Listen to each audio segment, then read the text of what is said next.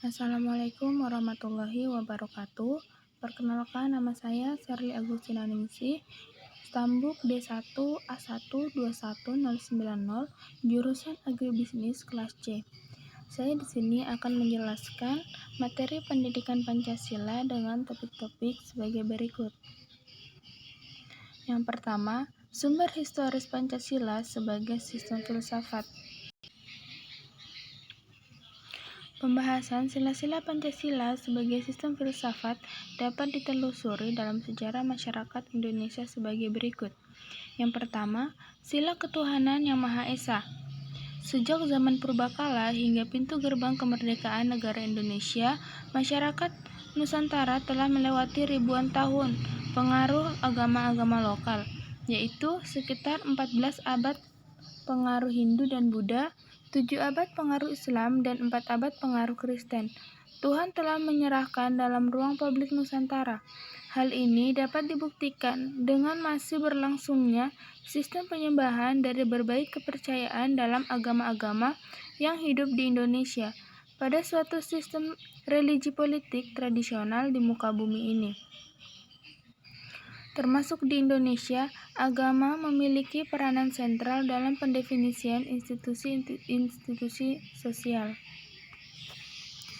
Yang kedua, sila kemanusiaan yang adil dan beradab. Nilai-nilai kemanusiaan dalam masyarakat Indonesia dilahirkan dari perpaduan pengalaman bangsa Indonesia dalam menyejarah. Bangsa Indonesia sejak dahulu dikenal sebagai bangsa maritim, telah menjelajahi ke berbagai penjuru Nusantara.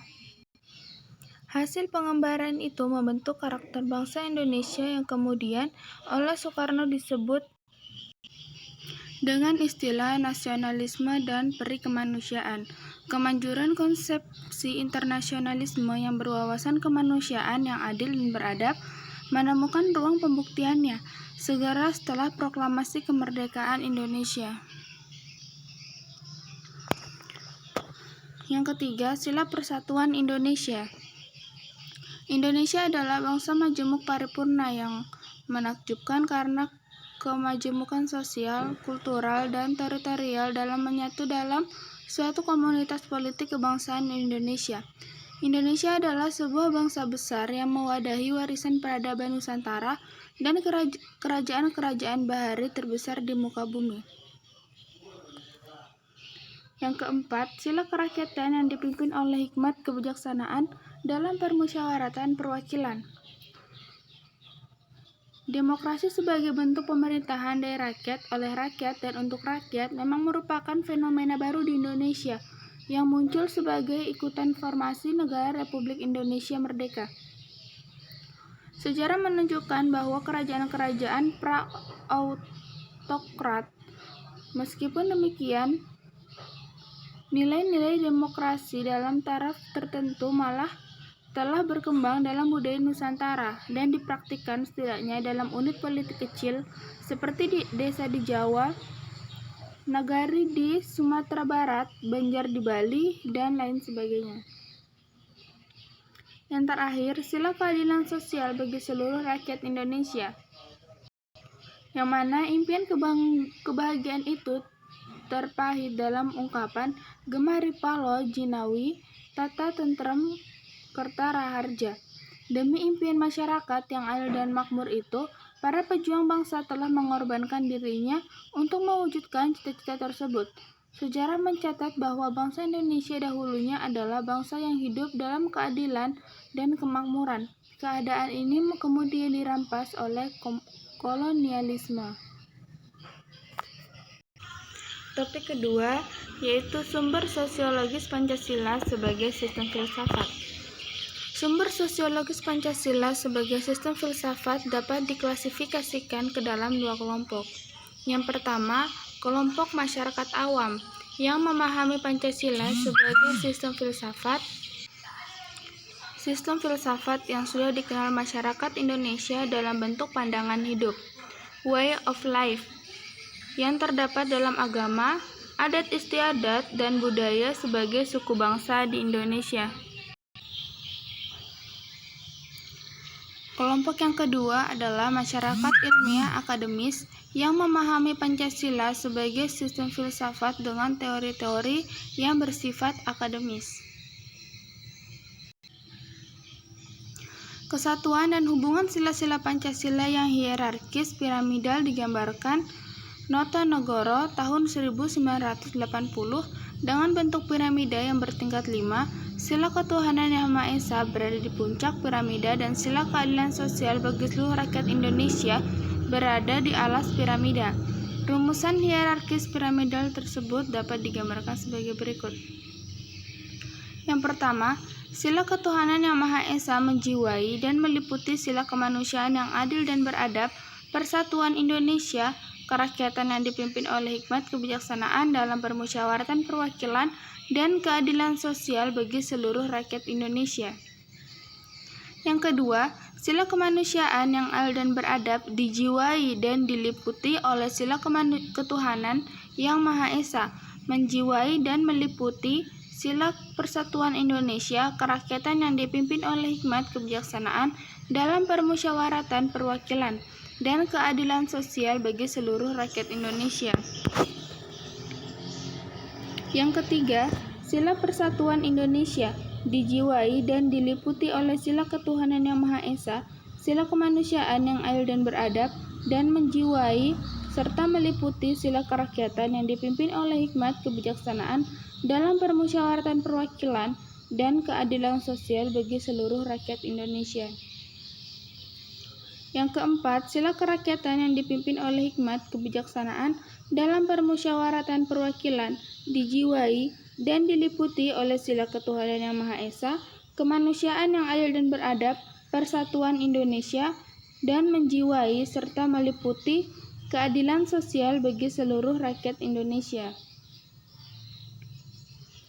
Yang terakhir, sila keadilan sosial bagi seluruh rakyat Indonesia dijiwai dan diliputi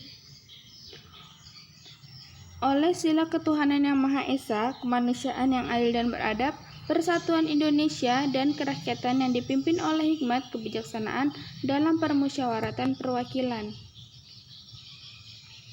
Yang ketiga, sumber politis Pancasila sebagai sistem filsafat. Sumber politis Pancasila sebagai sistem filsafat diklasifikasikan ke dalam dua kelompok. Yang pertama, meliputi wacana politis tentang Pancasila sebagai sistem filsafat pada sidang BPUPKI, sidang PPKI, dan Kuliah Umum Soekarno antara tahun 1958 dan 1959 tentang pembahasan sila-sila Pancasila secara filosofis yang diwakili oleh Soekarno. Yang kedua, mencakup berbagai argumen politis tentang Pancasila sebagai sistem filsafat yang disuarakan kembali di era reformasi dalam pidato politik Habibie 1 Juni tahun 2011 yang diwakili oleh Baharudin Yusuf Habibie. Sumber politis Pancasila sebagai sistem filsafat berlaku juga atas kesepakatan penggunaan simbol dalam kehidupan bernegara. Garuda Pancasila merupakan salah satu simbol dalam kehidupan bernegara, yang mana dalam pasal 35 Undang-Undang Dasar 1945 yang berbunyi bendera negara Indonesia ialah sang merah putih, dan pasal 36 berbunyi bahasa negara ialah bahasa Indonesia. Pasal 36A yang berbunyi lambang negara ialah Garuda Pancasila dengan semboyan Bhinneka Tunggal Ika. Pasal 36B yang berbunyi lagu kebangsaan Indonesia ialah Indonesia Raya. Bendera merah putih, bahasa Indonesia, Garuda Pancasila, dan lagu Indonesia Raya tersebut semuanya merupakan simbol dalam kehidupan berbangsa dan bernegara di Indonesia.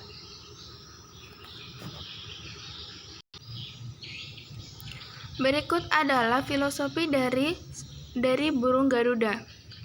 Yang pertama, Garuda Pancasila sendiri adalah burung Garuda yang sudah dikenal melalui mitologi kuno dalam sejarah bangsa Indonesia, yaitu kendaraan Wisnu yang menyerupai burung elang Raja Wali. Garuda digunakan sebagai lambang negara untuk menggambarkan bahwa Indonesia adalah bangsa yang besar dan negara yang kuat. Filosofi pertama, warna keemasan pada burung Garuda melambangkan keagungan dan kejayaan. Yang kedua, Garuda memiliki paruh, sayap, cakar, dan ekor yang melambangkan kekuatan dan tenaga pembangunan.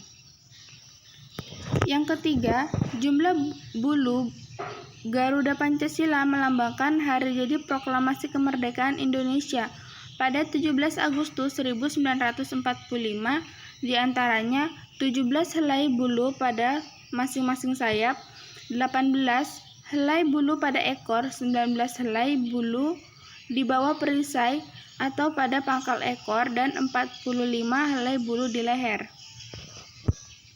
Yang keempat, perisai adalah tameng yang telah lama dikenal dalam kebudayaan dan peradaban Indonesia sebagai bagian senjata yang melambangkan perjuangan, pertahanan, dan perlindungan diri untuk mencapai tujuan. Yang keempat, di tengah-tengah perisai terdapat sebuah garis hitam tebal yang melukiskan garis khatulistiwa yang menggambarkan lokasi negara kesatuan Republik Indonesia, yaitu negara tropis yang dilintasi garis khatulistiwa membentang dari timur ke barat. Yang kelima, warna dasar pada ruang perisai adalah warna bendera kebangsaan negara Indonesia, yaitu merah putih. Sedangkan pada bagian tengah berwarna dasar hitam. Yang kelima, pada perisai terdapat 5 buah ruang yang mewujudkan dasar negara Pancasila. Pengaturan pada lambang perisai adalah sebagai berikut. Yang pertama, sila ketuhanan yang Maha Esa dilambangkan dengan cahaya di bagian tengah perisai berbentuk bintang yang bersudut 5 berlatar hitam. Yang kedua, sila kemanusiaan yang adil dan beradab dilambangkan dengan tali rantai bermata bulatan dan persegi di bagian kiri bawah perisai berlatar merah. Yang ketiga, sila persatuan Indonesia dilambangkan dengan pohon beringin di bagian kiri atas perisai berlatar putih. Yang keempat, sila kerakyatan yang dipimpin oleh hikmat, kebijaksanaan dalam permusyawaratan perwakilan dilambangkan dengan kepala benteng di bagian kanan atas perisai berwarna merah. Yang terakhir, sila keadilan sosial bagi seluruh rakyat Indonesia dilambangkan dengan kapas dan padi di bagian kanan bawah perisai yang berlatar putih. Sekian penjelasan singkat dari saya ucapkan terima kasih. Wassalamualaikum warahmatullahi wabarakatuh.